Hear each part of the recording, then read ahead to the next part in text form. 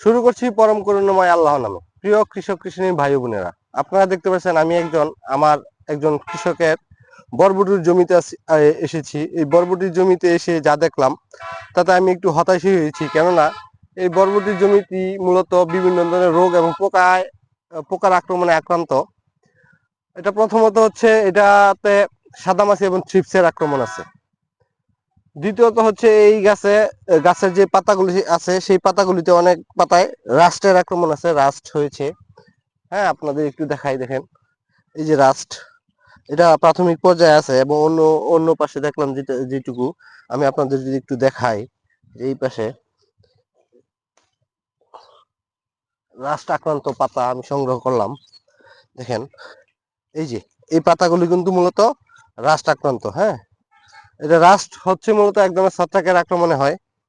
প্রাথমিক পর্যায়ে এটা ছোট ছোট স্পট থাকে এবং একটা পর্যায়ে এটা পুরো পাতায় ছড়িয়ে পড়ে এবং গাছের নিচ থেকে উপর পর্যন্ত ছড়িয়ে পড়ে, যার ফলশ্রুতিতে গাছের উৎপাদন কমে যায় এবং পাতার আকৃতি ছোট হয়ে যায়। যাই হোক, এটা হচ্ছে একটা রোগের কথা বললাম। দ্বিতীয়ত হচ্ছে এখানে ফল ছিদ্রকারী পোকার আক্রমণ আছে। আপনাদের এটাও দেখাই একটু, দেখেন এই যে ফলটা একটু ছিদ্র আছে। হ্যাঁ, এই ফলের ছিদ্র করে এটার ভিতরে ফল ছিদ্রকারী পোকার যে শুককীট সেটা ঢুকেছে এবং এইটার ভিতরে যে শাঁসালু অংশ সেটা খেয়েছে, যার ফলশ্রুতিতে এই বরবটিটা হলুদ হয়ে গেছে এবং ভিতরে শুকিয়ে গেছে অথবা পচে গেছে।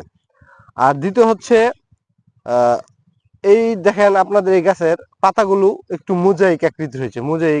মোজাইক বলতে হচ্ছে হালকা হলুদ ছোপ ছোপ দাগ আছে। এই হালকা হলুদ ছোপ ছোপ দাগ থাকার কারণ হচ্ছে এই যে প্রথমেই বললাম থ্রিপস অথবা সাদামাছির আক্রমণ। সাদামাছি এবং থ্রিপস বিভিন্ন ধরনের ভাইরাসের জীবাণু বহন করে। এই এই বাহক থ্রিপস পোকা অথবা সাদামাছি পোকা যদি যেই জমিতে আক্রমণ করে, প্রথমে হচ্ছে তারা পাতাকে কুঁচকে ফেলে।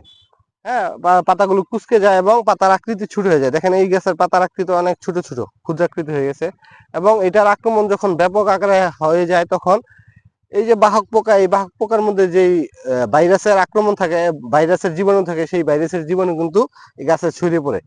গাছে ছড়িয়ে পড়ার কারণেই কিন্তু মূলত এই গাছগুলি ভাইরাস দ্বারা আক্রান্ত হয়। ভাইরাস দ্বারা আক্রান্ত হইলে এটার একটা মাত্রই সমাধান, এটা হচ্ছে এই গাছগুলি এই বাগান অথবা প্লট থেকে তুলে দূরে সরিয়ে নিয়ে মাটি চাপা দিতে হবে অথবা আগুন দিয়ে পুড়িয়ে ফেলতে হবে। এছাড়া এটার আর কোনো নিয়ন্ত্রণের ব্যবস্থা নেই। আর যেটা রাস্ট ছিল, সেই রাস্টের জন্য অবশ্যই কৃষককে ছত্রাকনাশক প্রয়োগ করতে হবে 2 থেকে 3 বার। যদি 2 থেকে 3 বার ছত্রাকনাশক প্রয়োগ করে তাহলে এই রাস্ট থেকে